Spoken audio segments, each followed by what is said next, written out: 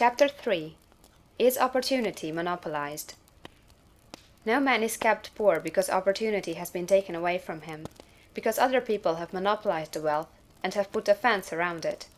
You may be shut off from engaging in business in certain lines, but there are other channels open to you. Probably it would be hard for you to get control of any of the great railroad systems. That field is pretty well monopolized. But the electric railway business is still in its infancy, and offers plenty of scope for enterprise, and it will be but a few years until traffic and transportation through the air will become a great industry, and in all its branches will give employment to hundreds of thousands and perhaps to millions of people. Why not turn your attention to the development of aerial transportation, instead of competing with J. Hill and others for a chance in the steam railway world? It is quite true that if you are a workman in the employ of the Steel Trust, you have very little chance of becoming the owner of the plant in which you work. But it is also true that if you will commence the act in a certain way, you can soon leave the employ of the Steel Trust. You can buy a farm of from 10 to 40 acres, and engage in business as a producer of foodstuffs. There is great opportunity at this time for men who will live upon small tracts of land and cultivate the same intensively. Such men will certainly get rich. You may say that it is impossible for you to get the land, but I am going to prove to you that it is not impossible, and that you can certainly get a farm if you will go to work in a certain way. At different periods, the tide of opportunity sets in different directions, according to the needs of the whole, and the particular state of social evolution which has been reached. At present, in America, it is setting toward agriculture and the allied industries and professions. Today, opportunity is open before the factory worker in his line. It is open before the businessman who supplies the farmer more than before the one who supplies the factory worker, and before the professional man who waits upon the farmer more than before the one who serves the working class. There is abundance of opportunity for the man who will go with the tide, instead of trying to swim against it.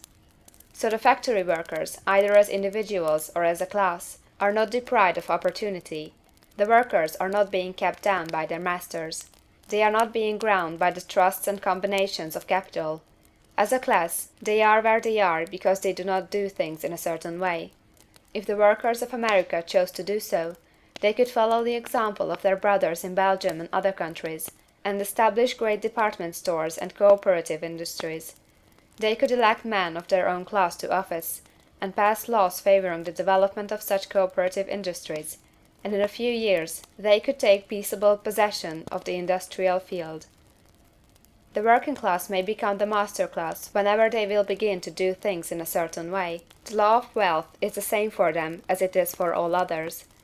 This they must learn, and they will remain where they are as long as they continue to do as they do. The individual worker, however, is not held down by the ignorance or the mental slothfulness of his class. He can follow the tide of opportunity to riches, and this book will tell them how. No one is kept in poverty by a shortness in the supply of riches. There is more than enough for all. A palace as large as the Capitol at Washington might be built for every family on earth from the building material in the United States alone, and under intensive cultivation this country would produce wool, cotton, linen, and silk enough to clothe each person in the world finer than Solomon was arrayed in all his glory, together with food enough to feed them all luxuriously. The visible supply is practically inexhaustible, and the invisible supply really is inexhaustible. Everything you see on earth is made from one original substance, out of which all things proceed. New forms are constantly being made, and older ones are dissolving, but all are shapes assumed by one thing. There is no limit to the supply of formless stuff, or original substance. The universe is made out of it, but it was not all used in making the universe. The spaces in, through, and between the forms of the visible universe are permeated and filled with the original substance, with the formless stuff, with the raw material of all things. 10,000 times as much as has been made might still be made, and even then we should not have exhausted the supply of universal raw material. No man, therefore, is poor because nature is poor, or because there is not enough to go round. Nature is an inexhaustible storehouse of riches. The supply will never run short. Original substance is alive with creative energy, and is constantly producing more forms. When the supply of building material is exhausted, more will be produced. When the soil is exhausted, so that foodstuffs and materials for clothing will no longer grow upon it, it will be renewed, or more soil will be made.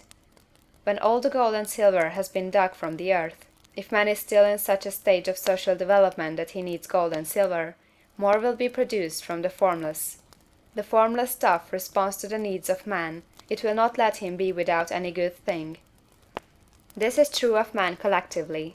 The race as a whole is always abundantly rich, and if individuals are poor, it is because they do not follow the certain way of doing things which makes the individual man rich. The formless stuff is intelligent. It is stuff which thinks. It is alive, and is always impelled toward more life. It is the natural and inherent impulse of life to seek to live more. It is the nature of intelligence to enlarge itself, and of consciousness to seek to extend its boundaries and find fuller expression. The universe of forms has been made by formless living substance, throwing itself into form in order to express itself more fully. The universe is a great living presence, always moving inherently toward more life and fuller functioning. Nature is formed for the advancement of life. Its impelling motive is the increase of life. For this cause, everything which can possibly minister to life is bountifully provided. There can be no lack unless God is to contradict himself and nullify his own works. You are not kept poor by lack in the supply of riches. It is a fact that I shall demonstrate a little farther on, that even the resources of the formless supply are at the command of the man or woman who will act and think in a certain way. End of chapter 3.